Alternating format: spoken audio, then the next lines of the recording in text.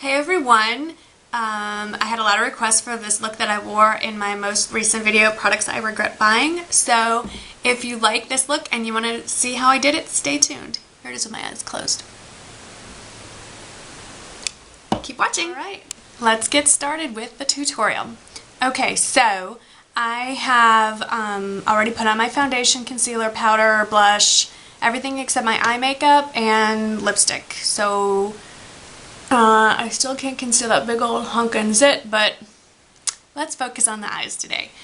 Okay, so first I'm going to start with my paint pot, my handy dandy, and it got a little dry, so I stirred it up at the end of one of my makeup brushes, and now it's all nice and moist again. So it doesn't look as pretty, but anyway, so I just dip my ring finger just very lightly and smooth that on. I put it over my whole lid. And since I'm going to be putting a little bit of shadow underneath,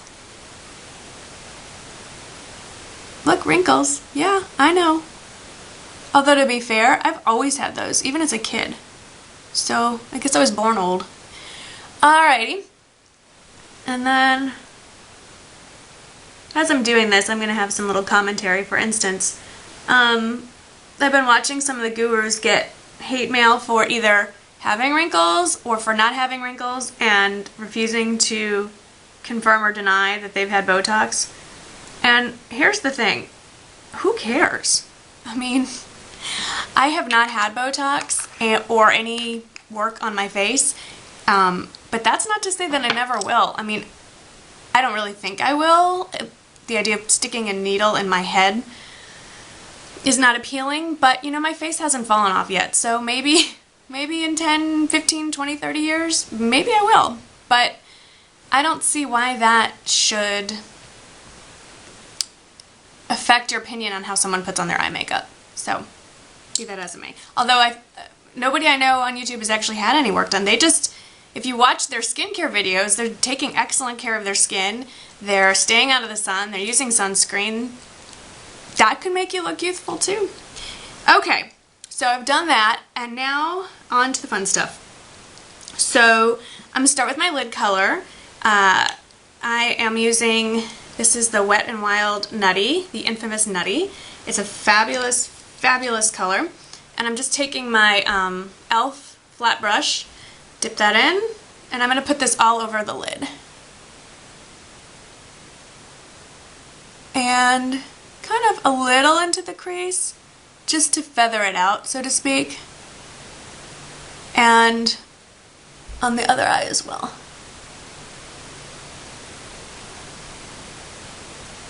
And I'm going to do this about as quickly as I do this in real life. Obviously, talking is harder than it looks while you're doing stuff on your eyes, but seriously, try talking while you put on mascara. Can't do it. So that's that, and I'm kind of bringing out the color a little bit, just a little, and I can fix any issues. Yes, I blew on my brush, it's my germs. I can fix any issues with the blending brush later. And then I'm just going to take the tip, get a little bit on there, and run it a little more than halfway. And make sure that connects on the outside corner there. And the same on this side.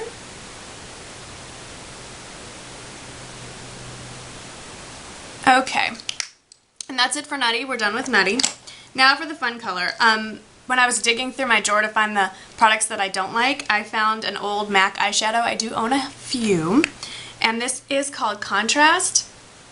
And when the light hits it, it really is a deep, deep blue. It's a beautiful color, and it's a little scary.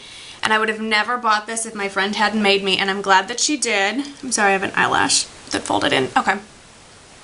Anyway, just have a very light hand with this. It is deep. So I'm using my Sonia Kashuk brush, the little dome brush. Dip it in, tap it off, blow it off, whatever you want to do. And then I just tilt back so I can see the angle of my eye socket. And I kind of start in the middle, and I pretty much go almost straight out because my eyes are already round enough and I want more of an almond shape or cat eye. So I just go back and forth, and this is not a color to bring all the way into your nose, unless you have huge, beautiful eyes that are spread very far apart, but I have small, beady eyes that are very close together, so this is not, that would not be a good look for me. So, I just kind of feather it out, and then I start bringing it down. I will say, for those of you who are having trouble with the outer V, I do as well. If you can't get the color to come down, I suggest get an angled brush. This is one I brought for to do my eyebrows later. This is too stiff, but if you get a softer angled brush, you could take it and just draw it down and then blend it, and that'll get you the perfect outer V. I figured that out last week, but of course I didn't bring the brush up here with me, so just keep dotting, get it in there, little circles, very light hand. There really isn't a lot of, oh yes there is, no, there's not a lot of fallout with this, but you don't want it getting all over the place, and we are going to blend this out. So that's pretty much where I want my color. I'm going to bring it up a little bit, and now I'm going to do the same to the other eye, tilting back to find my socket, going out straight. There's always one side of our face that we can do better than the other, and I think it's this side, I think because I'm left-handed, but it just doesn't place the same. I mean, look at it, it's a mess. I don't know what it is really, but I guess we are not truly symmetrical anyway, so. Also, I have what are known as hooded eyes, and which means very little of my eyelid is actually showing, so I tend to like to put color above the crease so you can actually see it. I mean, if I stuck it right here like that, you wouldn't. Watch what happens when I open my eye all the way. My brush almost disappears. I mean, so you can put it in there, but if you have hooded eyes, make sure you go a little bit above the crease as well. Otherwise your color will disappear. And I'm going to take, I'm not using the best brush for this. You could go back and use, I think I'll go back with this one and do a little bit underneath and connect just to bring that color all the way around. Okay, now as you can see, this looks like it's a complete mess. And it is. But that's why we have this brush. This is the Sigma SS224. I don't know what they're calling it now. It's the MAC version. It's the Sigma version of the MAC brush. So anyway, without any color on it, I'm just going to start swirling it around. And already, it's much softer. See this eye compared to that eye? And I will do the same over here. And if this doesn't blend out enough, like I think just because of the angle, I used a heavier hand so you can really see the difference, I can go back with my next color and really, or a finger. See? There you go. Now, the next bit is I'm going to take a new flat brush, or if you want to clean the other one off. These are only $1, so I say load up on these if you can. I'm going to take my Wet n Wild, this is the Creme Brulee or Brulee, and it's a, it's like a vanilla shade, matte, and I'm just going to pat that on the highlight area over here too, and do a little in the corner, I guess. And now I'm going to dip my big fluffy brush back in here, and then I'm really going to blend. I'm going to go all over. And I can see that this is slightly lopsided, but once my eyes are open, I guess it's not so horrible. So that's it for your eye makeup. I even go around the outer edge just to blend it out. This side does not go out as far as that side. I will fix that after this video, but you get the general idea. And now I'm going to do my eyeliner. So I'm using the Jordana Fabuliner, which is this fabulous tip. And I'm going to keep my eyes open, start in the middle, draw my line. Then I go back to the inside, and then just ding it up. Ding. There you go. I mean, could that not be easier? I finally nailed it. I'm so excited. Now this side's a little harder because I'm just going to switch hands. It's not going to come out as nice though. Here we go. Talk amongst yourselves. Okay. I need...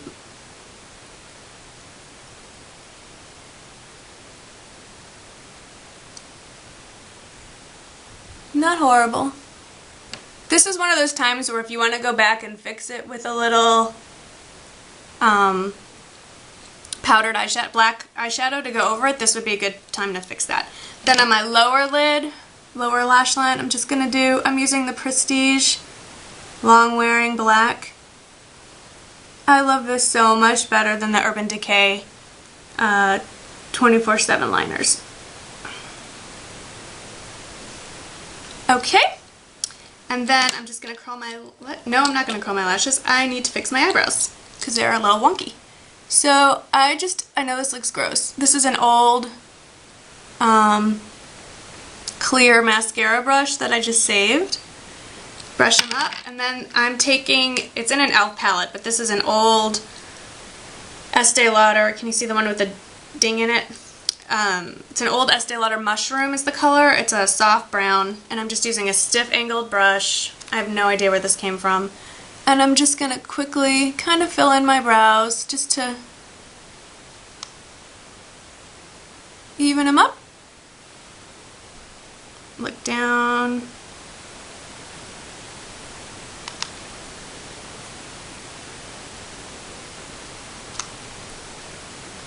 I was always surprised lately at how much of a difference a nice brow makes.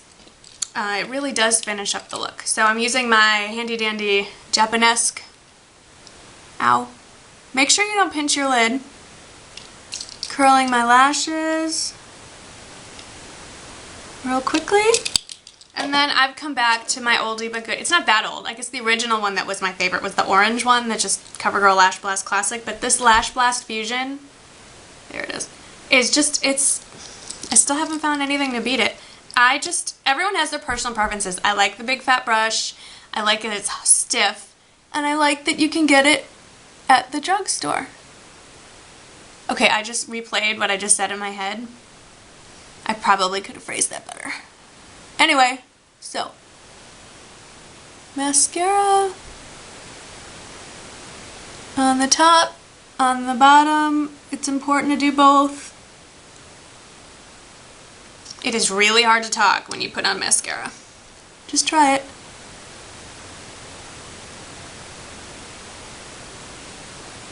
Oh, look at all those wrinkles. Am I a good candidate for Botox or what? Okay. Oops. Clumpy. Alright, so the eyes are done. My hair is a wreck. And then just to finish off the look, I like kind of a softer lip when I have dark eye makeup on. So I'm using Rose Amethyst, my favorite.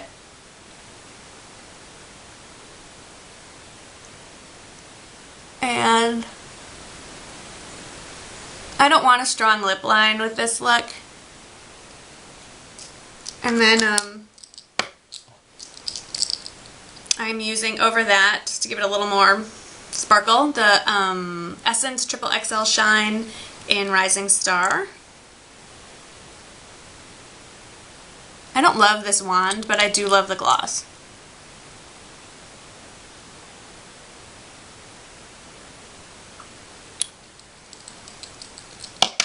And there you have it. I'm just playing with my hair now in the mirror.